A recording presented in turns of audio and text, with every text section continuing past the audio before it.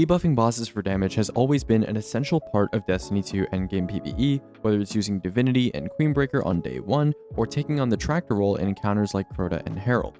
However, there's another side of the debuffing experience that is seldom discussed, even in endgame circles. That's right, today we're talking about debuff extension.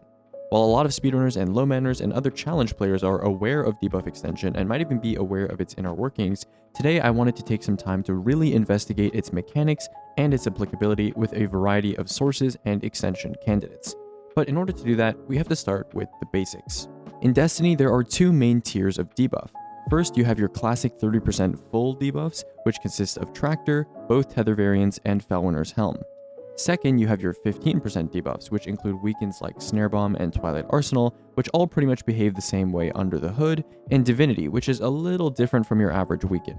Divinity is special in that it doesn't apply a time-based debuff, it simply amplifies damage dealt to a target that has taken enough successive hits to become marked with the crit it creates.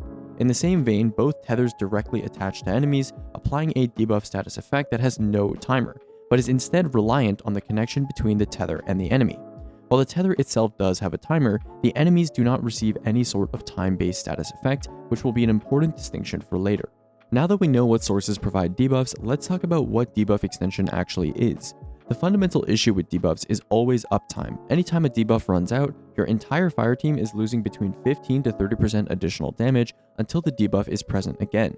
You'll notice that the pool of 30% debuff sources is much smaller and more restrictive than the 15% sources, and that becomes a problem when you are trying to ensure that the boss always has a 30% debuff active. Take Deadfall Tether for example. With its base duration after it ensnares a boss, it lasts for 12 seconds before expiring if no additional enemies are ensnared by it. Most bosses in Destiny have a damage phase of around 30 seconds. That means you'll only have a debuff for a third of your damage phase. Felwinter's Helm runs into the same issue. Because a 30% debuff is rare and more potent than a 15% debuff, the sources of said debuff are harder to refresh or repeatedly apply. Tractor Cannon is the exception here, but it too requires one person to sacrifice their heavy weapon to run an exotic specifically designed for this purpose. Debuff extension solves this issue by allowing you to refresh the timer of a 30% debuff without using the source of the original debuff itself. This means that you can use one Tractor shot and still have a 30% debuff long after the 10 seconds of Tractor would normally run out, or do one Felwinter finish and achieve the same effect. Notice how I didn't mention Tether here though. The reason why? Timer-based 15 and 30% debuffs have a special interaction with each other. Let me give you an example. When you shoot an enemy with Tractor, you can think of that enemy as having a special 30% debuff status effect for 10 seconds. Now, what happens if you throw a Snare Bomb, which applies a 15% weaken at the same enemy? Well, normally you'd expect one of two things to happen. One, the Snare Bomb's debuff exists under the Tractor duration and takes over once the Tractor debuff is gone. Or two, the Snare Bomb's debuff overrides the Tractor debuff and takes over immediately. Well, what actually happens is completely different and pretty unexpected behavior. As long as the Tractor debuff is still up, applying any sort of Void Weaken not only extends the original 30% debuff instead of downgrading to 15%, but instead of extending the debuff for the normal weaken duration of 6 seconds, it acts as if you'd applied the original debuff a second time. That means that a measly second chance shield throw is actually capable of fully refreshing a 30% 15-second debuff from a Felwinter's Tier 1 red bar finisher, and the same goes for any other Void Weaken, from debuff grenades to Withering Gaze. My suspicion is that both 15% weakens and full 30% debuffs use the same underlying status effect timer, so instead of having to calculate two separate running timers so that the weaker one takes over after the stronger one runs out, perhaps it was computationally simpler to have the weaken refresh the already running 30% timer.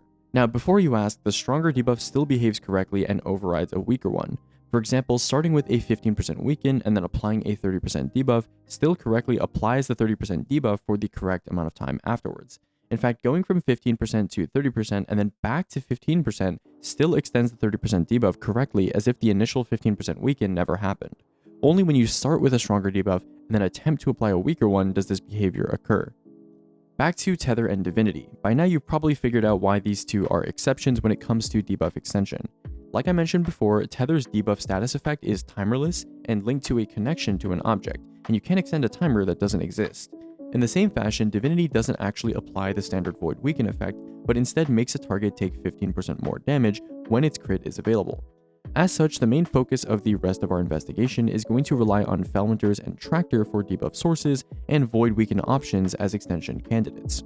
Before we get to our testing results, let's take a pause and reflect. So you can extend a 30% debuff using 15% weakens. Why is this important? Well, I won't lie to you and tell you this is applicable in most scenarios. If you need long-term debuffing, you can just, tractor repeatedly. But the purpose of this video is to shed light on this pretty cool tech and really explore how it really works so that maybe some of you can come up with some potential applications for it in more endgame content.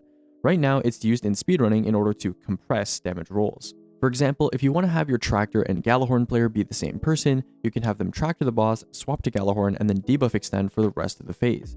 But it can just as easily be used to extend the Felwinter's debuff without having to swap heavy weapons at all.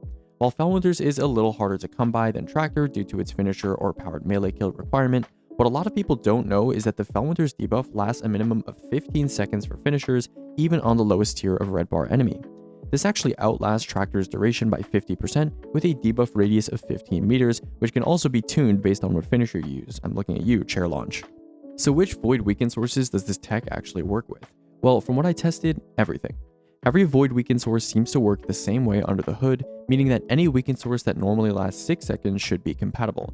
To be clear, I directly tested anything that might be relevant in an endgame debuff scenario, including Buried Bloodline Split Vein Lineage, Slayer's Fangs Knights Were in Sight, Snare Bomb, Stylish Executioner Melees, Echo of Undermining, Facet of Dominance, Tessellation with a Void Grenade loaded, Trapper's Ambush, Twilight Arsenal's Direct Impact, as well as its dropped axes, Withering Gaze, and Child of the Old Gods.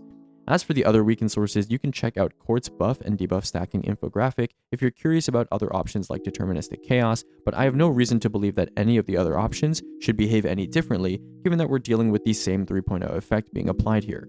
Outside of your traditional 6-second Void weakens, it seems like specialized debuffs like Particle Reconstruction don't work with debuff extension, since they are specially designed to only work with certain weapon types, have multiple stacking tiers, and might have a different timer from your average weaken. In the future, I'd say a safe guideline for figuring out whether or not something works with debuff extension is just seeing if it applies a 15% 6-second weaken.